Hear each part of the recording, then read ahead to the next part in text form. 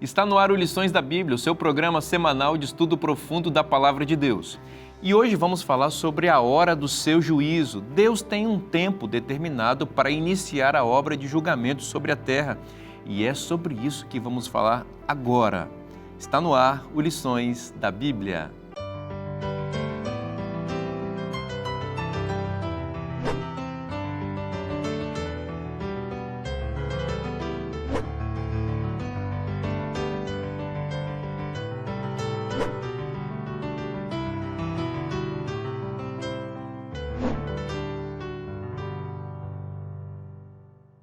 Este é o Lições da Bíblia, o nosso encontro semanal para estudar profundamente a Palavra de Deus. E que bom ter a sua companhia conosco a cada semana. Nós ficamos muito alegres em saber que você tem interesse em estudar a Bíblia. Compartilhe também essa informação de que esse conteúdo pode ser assistido por um amigo seu, sabe? Lembra ele, tem o Lições da Bíblia, passa na sexta-feira às 9 da noite, na Novo Tempo, às 7 da manhã também a reprise, aqui na TV Novo Tempo, para que mais pessoas conheçam e possam se aprofundar no conhecimento da Palavra de Deus. Estudar a Bíblia com amigos é sempre muito bom e você sabe que a gente tem esse privilégio aqui a cada temporada e eu vou apresentar mais uma vez para vocês os amigos que estão conosco ao longo desse estudo de 3 meses aqui. À minha esquerda, o amigo Adenilton Tavares. Seja bem-vindo, meu irmão, bom ter você aqui com a gente. Para mim é uma alegria muito grande estar aqui novamente. Pastor Wanderley Dornelles, que bom ter você. Obrigado, estamos juntos. Michelson Borges. Prazer estar com os amigos e na companhia do Espírito Santo, que é mais importante. Verdade. Esse é o nosso grande amigo, né? Ora para nós, Michelson. Oremos. Querido Deus, nosso Pai, nosso Criador, nós te louvamos e agradecemos pela oportunidade que temos agora de abrir a Tua Palavra, estudar esse assunto tão importante, as 3 mensagens angélicas, entender o Teu recado para nós nestes últimos dias. E então pedimos que Teu Santo Espírito esteja conosco, abrindo aqui o nosso entendimento, o nosso coração, abençoando também os amigos que estão nos acompanhando neste momento. Nós oramos agradecidos em nome do Senhor Jesus. Amém. Amém.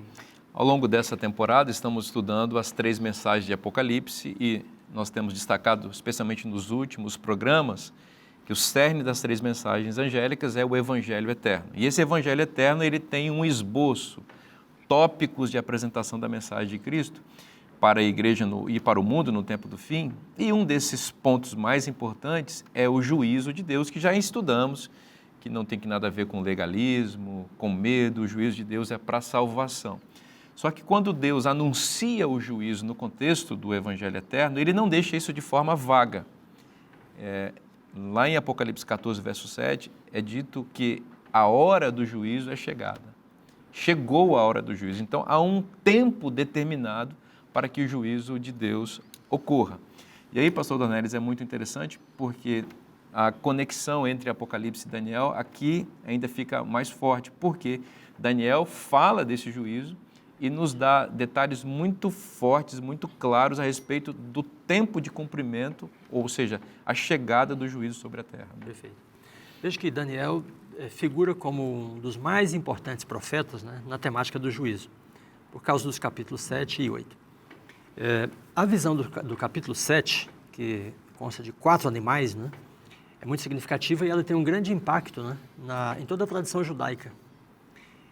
Os intérpretes protestantes e alguns católicos também entendem que este capítulo, né, de Daniel seria uma obra, né, aí do 2º ou 3º século no máximo, né, antes de Cristo. E aí eles relacionam a figura principal desta visão, que é o chifre pequeno, né, que é o objeto ao qual é dedicado mais espaço na visão, com Antíoco Epifânio, né, que foi o imperador Seleucida no tempo aí do 3º para o 2º século, né, que teve uma relação forte com os judeus e com a Palestina. Uhum.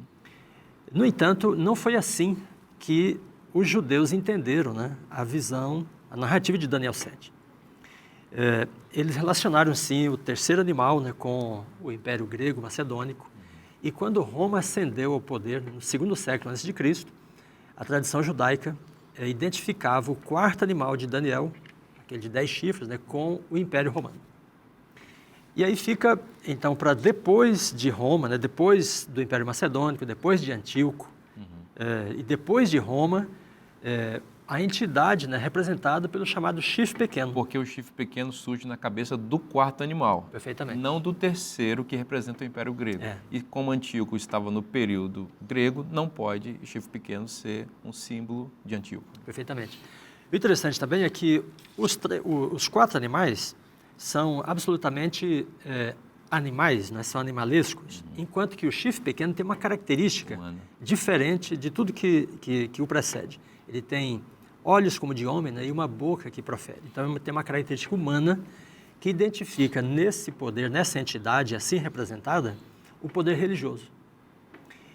Então, para encontrarmos, né, onde se cumpre, né, a figura do chifre pequeno, nós temos de buscar no período posterior ao Império Romano, que os judeus assim entenderam, com mais conhecimento daquela profecia, daquele texto, né? Então, nós temos de procurar para o período após o Império Romano. Posterior e, ao mesmo tempo, ligado de alguma forma, né? Que emerge dele, do próprio Império Romano, e que assume uma característica religiosa que o Império Romano não tinha. Ok.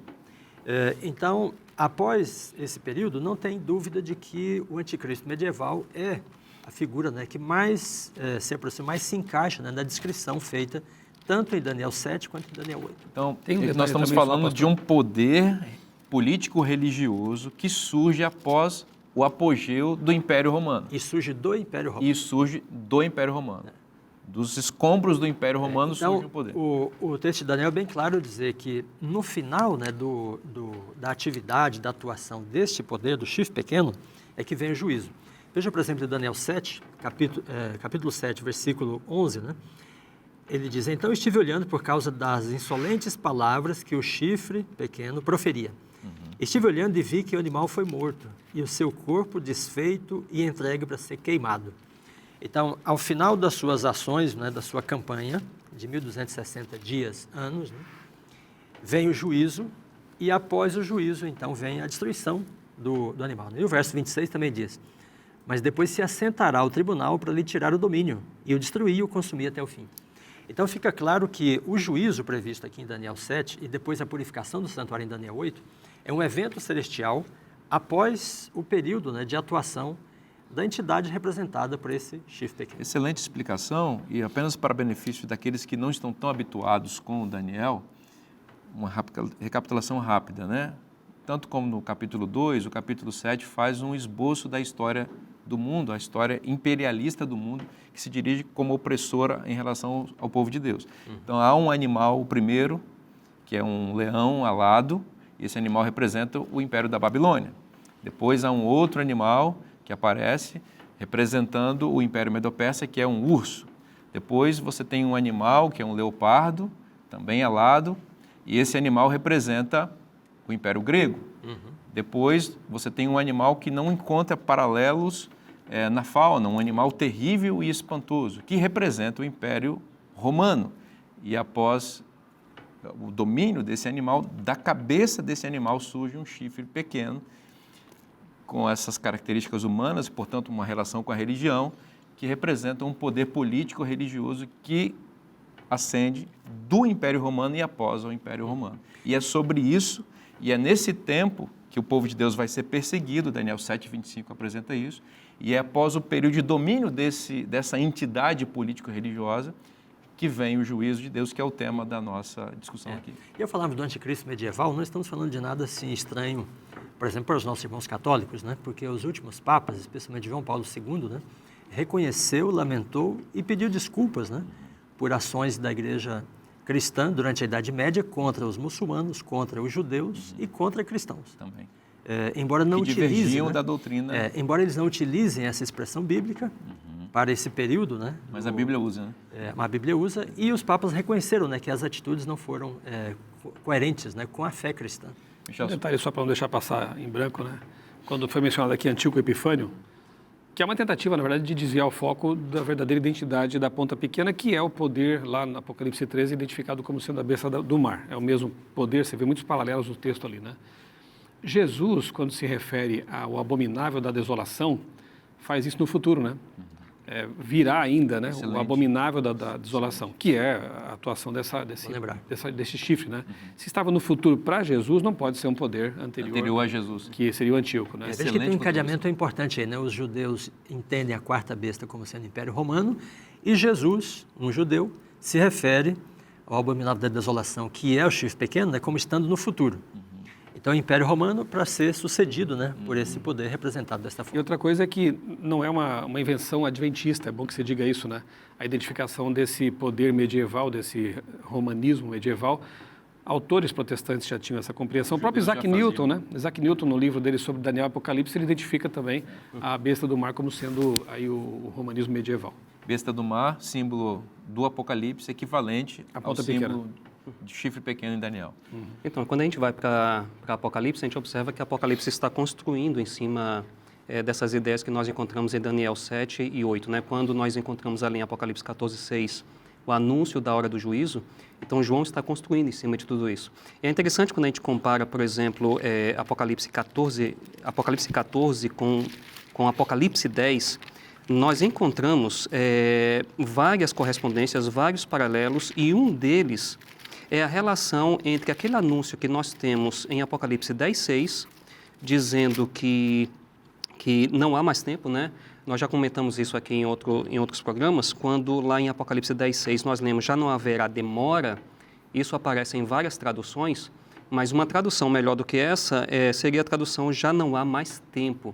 Aí nós comentamos que esse tempo aqui de Apocalipse 10 é o tempo profético lá de Daniel. Existem vários paralelos, né, entre Apocalipse 10 e Apocalipse 14, mas uma coisa muito importante para a gente entender o que está acontecendo aqui em Apocalipse é pensar na relação entre Apocalipse 10 e Daniel 12, onde nós encontramos aquela profecia de tempos e metade de um tempo. Interessante que Daniel 12 é uma explicação daquilo que Daniel não entendeu lá em Daniel 8. Nós temos a visão lá das 2.300 tardes e manhãs, Daniel não entende. A gente vai para o capítulo 9, a gente encontra mais uma explicação, e nos capítulos 10 e 11, mais explicação, no capítulo 12, explicação também.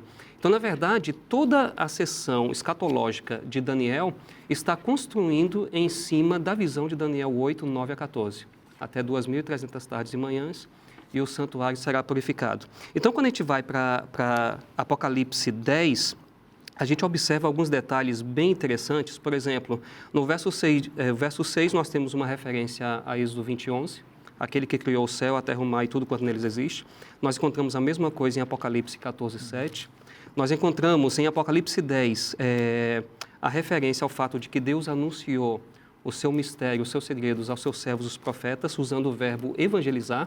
Foi traduzido como pregar, mas ali é o verbo evangelizar. Em Apocalipse 14:6, exatamente a mesma coisa. Então, nós encontramos vários paralelos, e esses paralelos mostram que a frase não há mais tempo encontra a sua contraparte lá em Apocalipse, quando o texto diz chegou a hora do juízo. Ou seja, esse juízo que Apocalipse está falando é o juízo que começa quando as profecias de Daniel quando a profecia de tempo de Daniel 8 termina. Ou seja, nós estamos apontando, nós vamos estudar isso mais adiante, nós estamos falando do ano de 1844, quando começa esse momento de purificação do santuário, de vindicação e de restauração. Somente completando essa fala, a palavra que aparece ali em Daniel 8:14, Nitzdak, é uma palavra muito difícil de traduzir. A maioria das versões traduz como e o santuário será purificado. Mas nós poderíamos também utilizar o termo restaurado, nós poderíamos também utilizar o termo vindicado, e o melhor é fazer uma mistura dessas três expressões para a gente entender o que está acontecendo ali. Então, a purificação do santuário é a restauração de verdades que foram lançadas por terra por ocasião da atuação do chifre pequeno de Daniel 7:8. Isso é muito interessante aqui em Apocalipse 10, esse texto, já não haverá demora, porque me parece que está na pressuposição de Deus ao responder ao seu povo em clamor a respeito de um tempo em que ele foi oprimido debaixo desse poder que Daniel identifica como chifre pequeno. É uma resposta a Apocalipse, basicamente é uma resposta a Apocalipse 6:10, né? Quando nós lemos ali no contexto do quinto selo, clamavam em grande voz dizendo, até quando, ó soberano santo, soberano Senhor, santo e verdadeiro, não julgas nem vingas o nosso sangue dos que habitam sobre a terra. Apocalipse 10 está dizendo, chegou a hora. Chegou a hora. O momento chegou. Tem um detalhe que eu quero destacar aqui na lição de domingo também. Quando nós lemos aqui o capítulo 8 de Daniel, é dito assim, no comecinho, né? No terceiro ano do reinado do rei Belsazar, eu, Daniel, tive uma visão. Aí no 9 diz, no primeiro ano do reinado de Dario, filho de Assuero, da linhagem dos Medos, aí a oração de Daniel, né? As pessoas, quando leem assim o texto corrido, têm a impressão de que as coisas se sucedem rapidamente, né? E, na verdade, se passaram aqui vários anos, mais de 10 anos, entre a visão e a resposta de Deus àquele detalhe da visão que Daniel não tinha compreendido. Não tem que ver com toda a visão, porque os animais estavam muito claros. O próprio Daniel dá a resposta. Um detalhe da visão, como veremos, é que ficou incompreensível para Daniel. Ele chega a ficar doente, né? Preocupado com aquele detalhe ali. Só que a atitude dele é que me chama a atenção. Ele orou. Muitas pessoas, quando pegam a Bíblia e começam a estudar profecias, especialmente Daniel, Apocalipse, isso é muito complicado e já desistem do texto, já desistem da leitura, da pesquisa, né? E a atitude desse jovem, depois já, aqui nessa fase já um senhor, né? Ela é um exemplo, né? Nós devemos orar a Deus por compreensão. Devemos pedir que Deus ilumine nossos pensamentos. Talvez os amigos que estejam em casa agora assistindo aí, ou em qualquer outro local, estejam pensando, mas esses assuntos são muito complicados, é besta, é data, é isso, aquilo, né? Ore a Deus, busque compreensão em Deus, né? Daniel teve a assessoria aqui de um anjo, né? Do Gabriel, em pessoa. E, se precisar, Deus vai enviar um anjo também para iluminar os pensamentos e entender. E Deus responde essa oração, né? Porque aqui em Apocalipse, em Daniel 10:1, não é? O texto diz que Daniel entendeu a palavra e teve a inteligência da visão. É claro, ele não entendeu toda a visão, não é? Mas ele entende parte dela, pelo menos a parte que era importante para o tempo dele. E aquilo que ele não entendeu é que não estava dentro do tempo dele. Né? Esse período que transcorre, né, indica quão grave, né, foi a visão para Daniel. Ele chega a dizer que adoeceu, no final do capítulo 8, porque não havia quem entendesse a visão. E no capítulo 9, verso 2, ele começa exatamente dizendo, eu entendi. Então, os dois capítulos são ligados, né, por esse verbo entender. E aí nós temos de ver qual é o ponto da visão que ele, de fato, não entendeu. Que bom estudar a Palavra de Deus. E você sabe que toda a nossa conversa aqui, ao longo da temporada, é baseada no nosso guia de estudos, que é um material que abençoa a família brasileira e, por que não dizer, mundial há muitos anos. E eu gostaria de recomendar que você, que é um cristão adventista do sétimo dia, ou um cristão católico romano, ou um cristão de alguma denominação evangélica, que você também tenha acesso a esse material que vai fazer você crescer muito teologicamente. Eu vejo algumas pessoas querendo fazer cursos de teologia. O nosso guia de estudos é um curso de teologia trimestral. Então, você tem a oportunidade de ter um material que vai ajudar você a ter compreensão profunda da Bíblia. Como é que faz para adquirir esse material? É muito fácil. É só você acessar cpb.com.br. A gente vai fazer um rápido intervalo, não saia daí, a gente volta já já.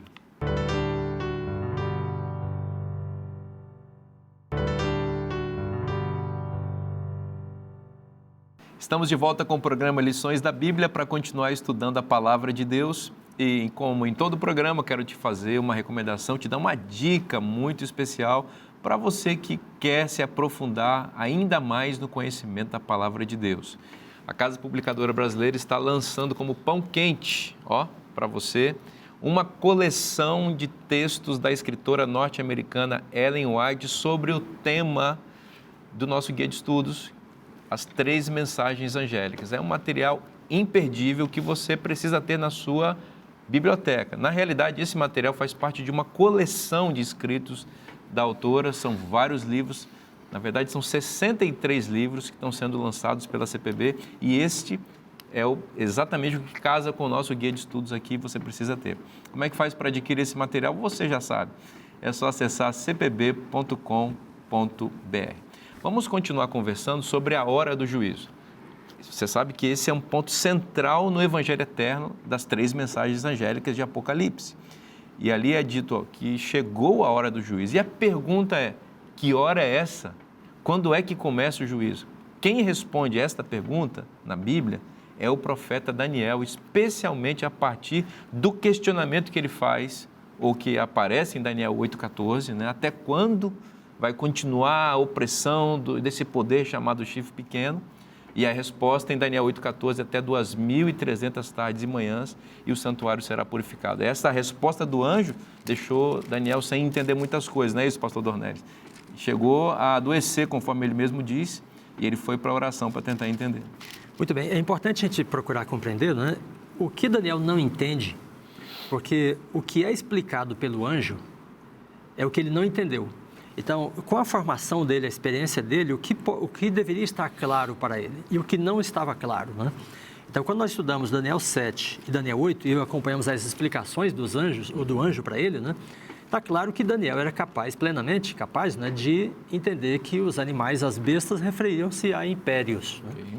Então, o carneiro, né, de 2 chifres, depois o bode, né?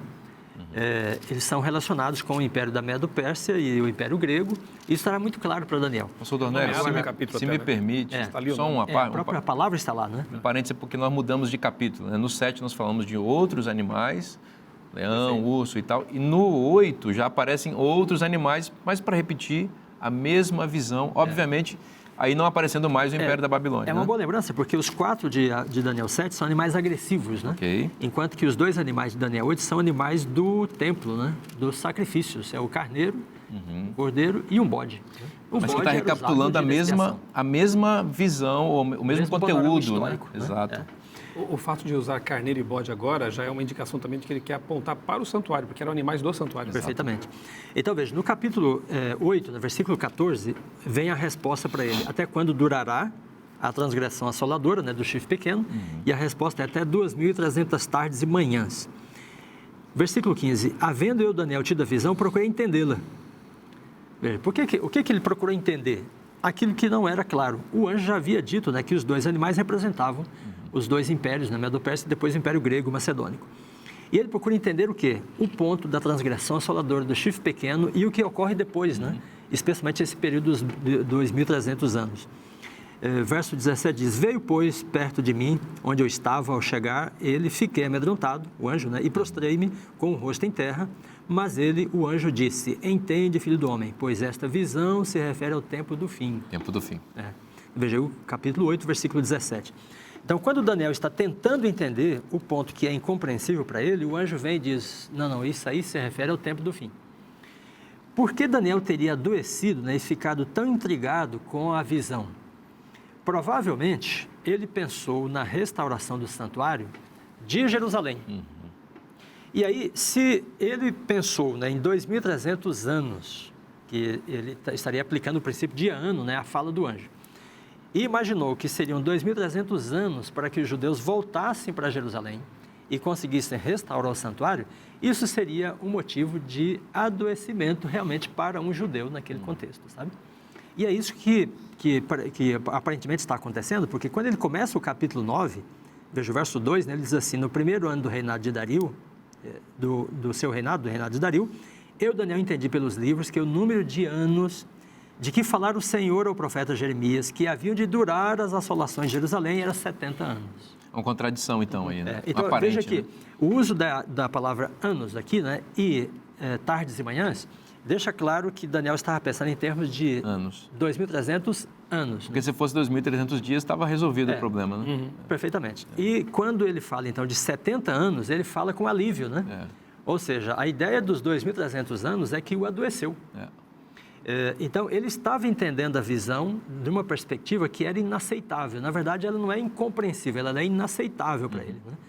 Agora, quando ele começa o capítulo 9, então ele diz, eu entendi pelos livros. E aí, usando a palavra anos, fica claro que o princípio de ano está em questão aqui. Agora, vamos contextualizar uma coisa. Lembra, Daniel foi jovem para Babilônia, após a destruição da cidade e do templo, uma incursão militar da Babilônia contra Jerusalém. Então, isso já estava profetizado por Jeremias, um profeta anterior. E Jeremias disse que o povo deveria ir para o exílio babilônico e esse exílio duraria 70 anos. Então, os judeus alimentaram a esperança durante o exílio de que aquele exílio terminaria após 70 anos daquela invasão. Muito bem. Daniel já está com cerca de 86 anos quando a coisa está acontecendo aqui no capítulo 8 e 9, portanto, ele está se aproximando do tempo em que a profecia ia se dar, ou seja, que eles iam voltar para Jerusalém e o templo de Jerusalém que havia sido destruído por Nabucodonosor seria reconstruído. No entanto, o anjo aparece para ele e fala de uma purificação que está relacionado com o santuário, mas que ocorreria depois de 2.300 anos. E, como você disse, isso adoeceu o profeta, porque ele imaginou que Deus tinha mudado de ideia, quem sabe, ou então os pecados de Jerusalém e até dele mesmo, conforme ele confessa que, embora seja um homem santo, poderiam ter feito Deus mudar de ideia, quem sabe, postergado a sua promessa, né? Verdade, assim, é importante a gente entender, pensar no que Daniel não entendeu, mas também é importante a gente pensar naquilo que Daniel entendeu, né?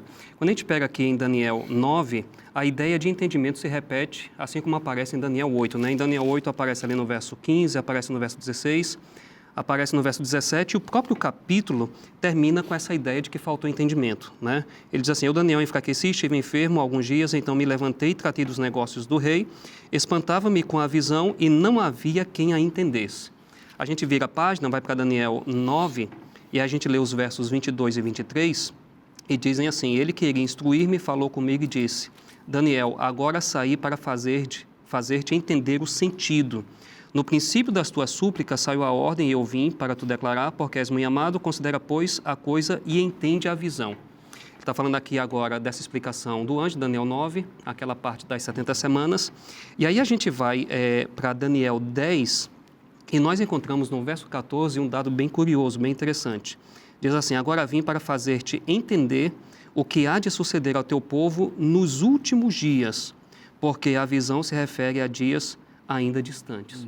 Quando a gente vai para o Novo Testamento, e a gente vê o Novo Testamento utilizando essa expressão últimos dias, isso é uma coisa bem interessante. Por exemplo, lá em Hebreus capítulo 1, Lembrando que essa expressão vem de Gênesis 49, verso 1 e 2, né? E também de Números 24, 14, né? Até você encontrar Hebreus aí. sim, Porque em Números, por exemplo, ele diz assim: agora eis que vou, meu povo, vem avisar-te o que fará este povo ao teu nos últimos dias. Né? Então, os últimos dias já era uma expectativa, né? Exato. Em toda a tradição de Israel e de Judá, sabe? E o Novo Testamento constrói em cima disso.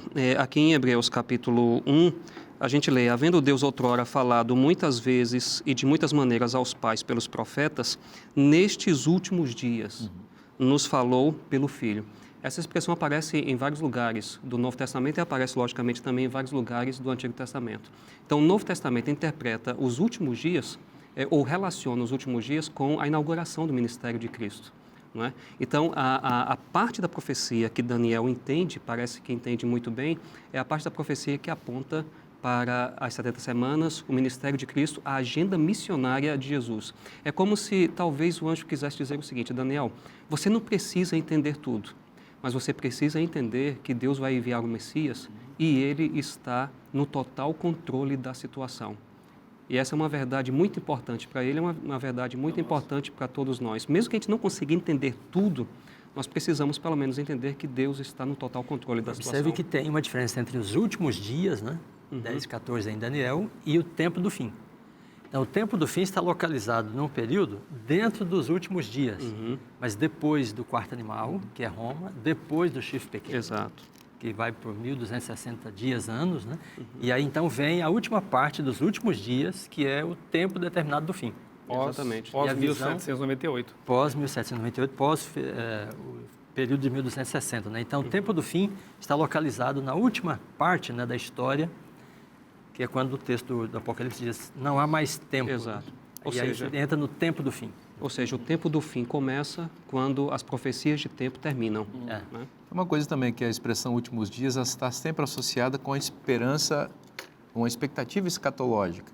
Ou seja, há profecias que vão se cumprindo ao longo da história. Por exemplo, havia uma profecia de que Cristo viria. E essa era uma expectativa messiânica. E é por isso, talvez, que Hebreus se refira à vinda de Cristo, ao início do ministério de Cristo, como os últimos dias, porque se cumpre uma expectativa messiânica, escatológica. Só que existem profecias posteriores e que levam os últimos dias mais para frente. E aí a gente sabe e conhece as profecias de que nós veremos de fato os últimos dias e estamos vivendo esse período, especialmente no tempo do fim agora. A lição, ela, na terça-feira, né, detalha então o que, afinal de contas, Daniel precisou entender, né? Só um detalhezinho que acho que precisa ser também mencionado aqui para relembrar, né, os nossos amigos, de que essa expressão tarde de manhã, ela vem de Gênesis também. Quando você lê ali o relato da criação, foi tarde de manhã o dia primeiro, foi tarde de manhã o dia segundo. É uma expressão usada para marcar um dia completo, 24 horas. Né? Não pode ser manhã e tarde, porque daí seria o sacrifício. Né? Tarde de manhã, aí sim, é um dia literal. E como já sabemos, um dia profético, neste caso aí, equivale a um ano. Então, nós temos aqui um período de 2.300 anos, que foi o que desanimou, desesperou Daniel, porque é muito longe, está muito distante. Ele chega até 1844, como veremos. Né? Mas, quando o anjo Gabriel aparece a Daniel, ali em resposta à sua oração, anjo veloz demais, porque diz que no princípio das suas súplicas, né, eu recebi a ordem de Deus e vim.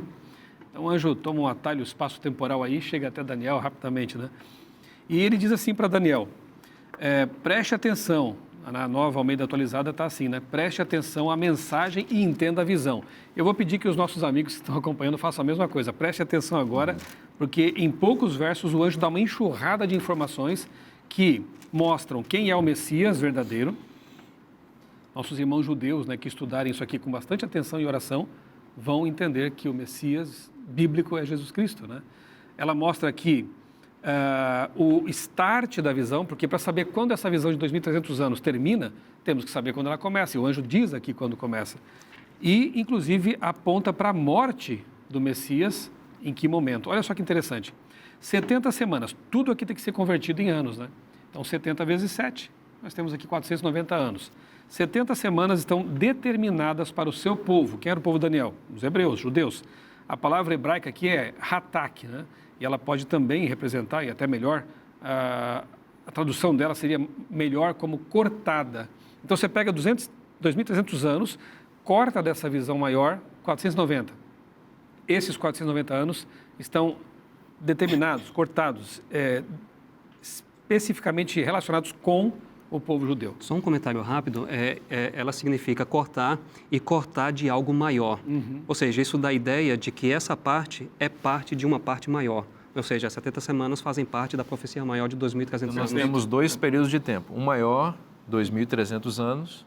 Vamos fazer um PowerPoint aqui, para o pessoal entender. 2.300 anos. E ali dentro... E dentro dele... Você destaca. Você corta um menor de 490, aí simbolizado por 70 Para fazer semanas. O quê nesse período? Olha quanta coisa. Dar fim aos pecados. Quem dá fim a pecado, quem perdoa é Jesus. Né? Dar fim aos pecados.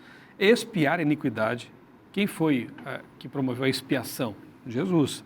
Trazer justiça eterna. Quem é o Senhor Justiça Nossa? Jesus.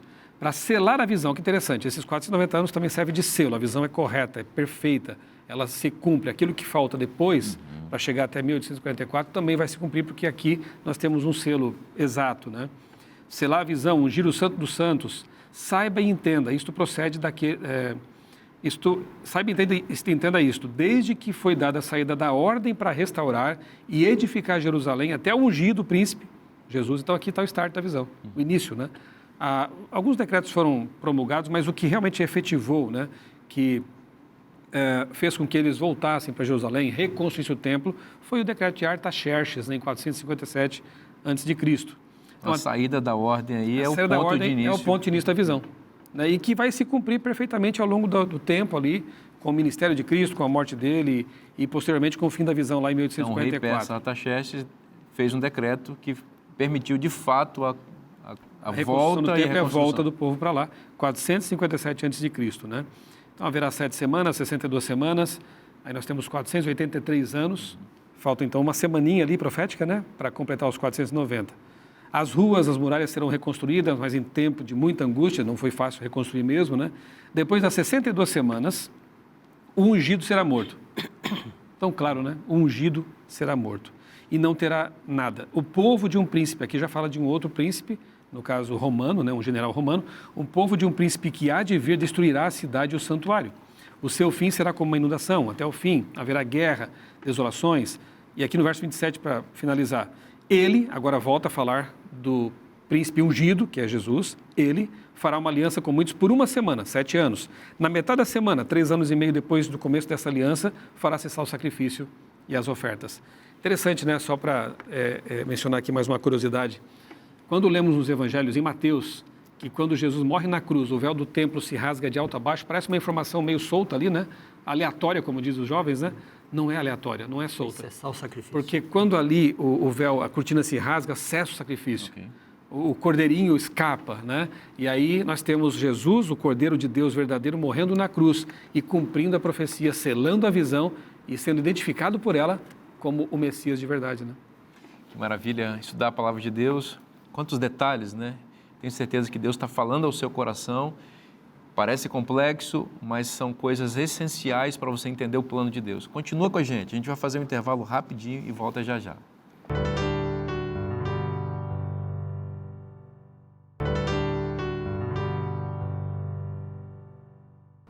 Estamos de volta com o programa Lições da Bíblia para continuar estudando a palavra de Deus.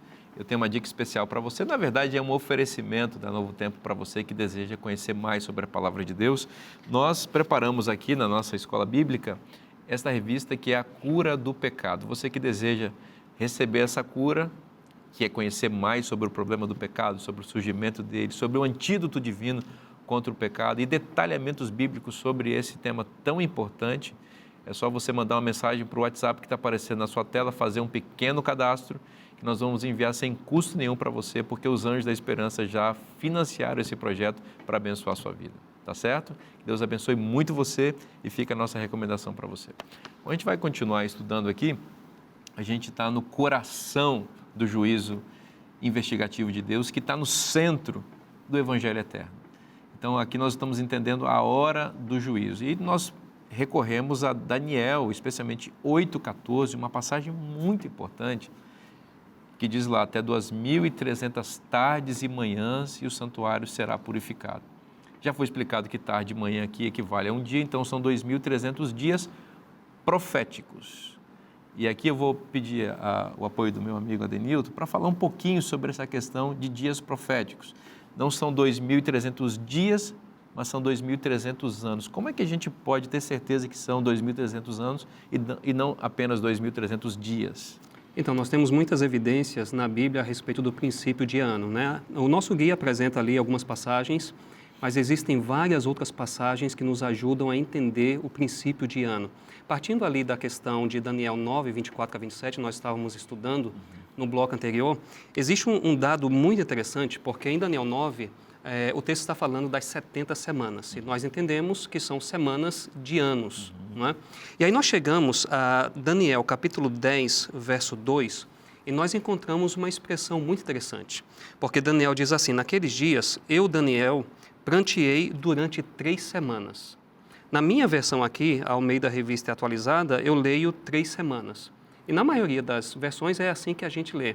Mas quando a gente vai para o texto original em hebraico, que na verdade Daniel está dizendo é pranteei durante 3 semanas de dias. Existe uma versão de 1914, a corrigida de 1914, que traduziu exatamente como está o texto em hebraico. 3 semanas de dias. E a pergunta que nós fazemos é a seguinte, por que será que é necessário Daniel explicar, né, especificar que essas semanas que ele está se referindo, às quais ele está se referindo no capítulo 10, são 3 semanas de dias? É porque as semanas do capítulo 9 são semanas de anos. Curiosamente, essa é a única vez em todo o Antigo Testamento que aparece a expressão semanas de dias. Então, Daniel usa intencionalmente essa expressão para diferenciar as semanas de dias do capítulo 10, versos 1 e 2, das semanas de anos do capítulo 9. Além disso, existem várias outras evidências do princípio de ano. Por exemplo, o próprio uso das unidades, né? 2.300 tardes e manhãs. Você só vai encontrar isso em Gênesis, né, para fazer referência a um dia de 24 horas, mas em nenhum outro lugar da Bíblia você vai encontrar novamente um cômputo dessa natureza, né? 2.000 ou, digamos, 100 tardes e manhãs, 200 tardes e manhãs. Só aparece ali. Então, o próprio uso da unidade já indica que a gente deve tomar isso simbolicamente, né? Aquela expressão tempo, tempos e metade de um tempo. Você também não encontra isso em lugar nenhum. Por falar nisso, existe um dado bem interessante que eu gostaria de até mesmo convidar os amigos de casa para acompanhar.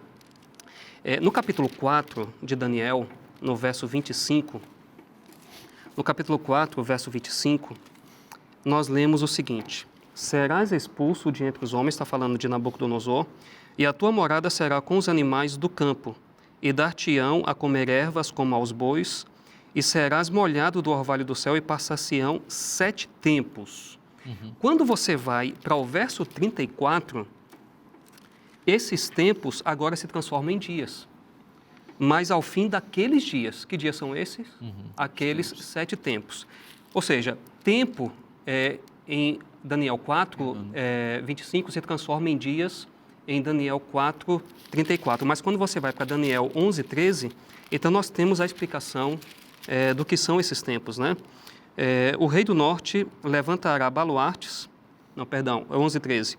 Porque o rei do norte tornará e porá em campo multidão maior do que a primeira, e ao cabo de tempos, isto é, de anos.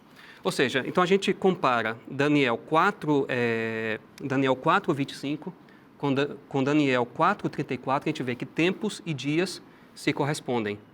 E a gente vai agora para Daniel 11, 13 e a gente vê que tempos equivale a anos. Então isso aqui é outra evidência de que o princípio de ano está em atuação aqui. Existem várias outras, mas eu quero mencionar rapidamente, por exemplo, em Êxodo 13, 10, 1 Samuel 26, Juízes 11, 40, a expressão de ano em ano, que aparece ali na maioria das nossas traduções, na verdade, em hebraico, de dias a dias.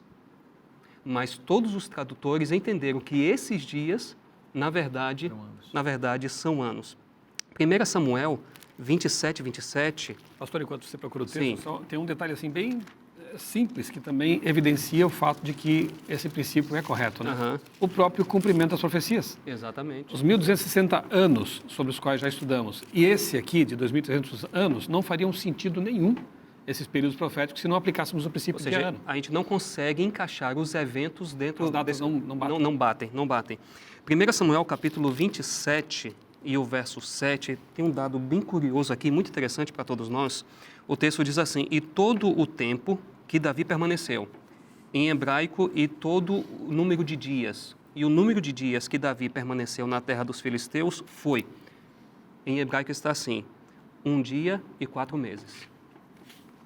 Claramente mostrando que dia aqui é um ano. Se a gente pegar qualquer tradução, todos os tradutores entenderam que Iom, que é a palavra que aparece ali, é um ano. Todas as traduções. Então, os tradutores entenderam que a palavra ali equivale a um ano, ou seja, é um dia, Iom, mas a tradução é um ano. Então, nós temos muitas evidências. 1 Samuel, capítulo 27, verso 7.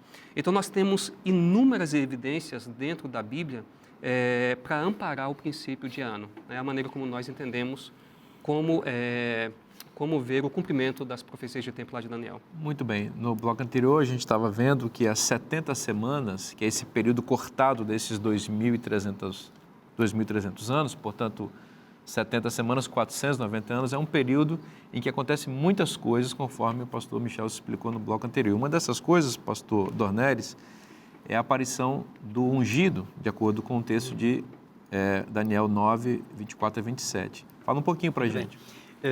Veja que, a partir do que a Danilton acabou de explicar, o contexto da passagem dá evidências, né, de que você precisa interpretar dias como anos, em alguns textos, né? Então, o contexto exige isso.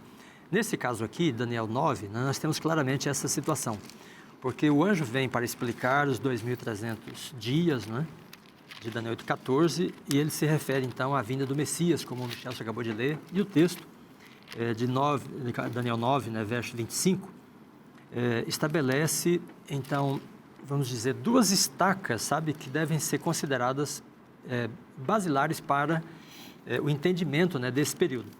Porque ele diz: sabe e entende, desde a saída da ordem para restaurar e edificar Jerusalém, até ao ungido, ao príncipe. Veja que, por que ele é chamado de príncipe aqui, né? Porque ele vem para ser rei de Israel, porém ele não se torna, né? Mas ele é príncipe, ele tem esse direito. E aí, após a ressurreição, ele diz: toda autoridade me é dada, né? Então aí ele se torna rei de fato, e conforme o Apocalipse 5, né, ele é exaltado ao trono. Então ele é príncipe, né? Como o Messias. Então, quando ele se refere à saída da ordem para restaurar e edificar Jerusalém até ao ungido, é como se ele estabelecesse 2 estacas no período, né? quando começa e um momento durante o período. Isso não permite nem puxar o período para trás e nem para frente, porque tem 2 marcos estabelecidos, e ao mesmo tempo permite também dizer quão longo é o período, né? Porque da ordem de restaurar Jerusalém, que é no 5º século até o Messias, são alguns séculos. Então ele não está se referindo a semanas de dias, como a Denilton bem disse, né? E nem tardes e manhãs de dias, né? Além disso, é importante a gente perceber que esta ordem é biblicamente documentada. Então, em Esdras 7, a gente tem a passagem mais importante, né, para o entendimento de Daniel 9. Porque ali está o relato, né, o relatório acerca da ordem de Artaxerxes, em 457, né, a única que tem esta característica. Ela permite, ou ela determina, né, não só a edificação dos muros da cidade do templo, como também a restauração. E restaurar aqui tem o sentido de atribuir legalidade, de restituir o status, né? Como é que seria essa restituição do status de Jerusalém? Não é só edificar os muros, porque ela poderia ser edificada, as pessoas morarem lá, mas permanecer debaixo de um domínio estrangeiro, né? Mas Esdras 7, o decreto de Artaxerxes, né, diz assim, 7:25, né? E tu, Esdras, segundo a sabedoria do teu Deus, que possuis, nomeia magistrados e juízes. E a todos os que sabem as leis do teu Deus, e aos que não sabem, que lhes façam saber. Então, o que o decreto está estabelecendo? Que aquele povo que edificaria Jerusalém iria restaurá-la como um estado autônomo, né? Com uma justiça própria, com leis próprias. E aí, então, restitui o status, né, de Jerusalém como uma cidade autônoma. Esse é o único decreto, né, que tem essa característica. E ele foi expedido em 457.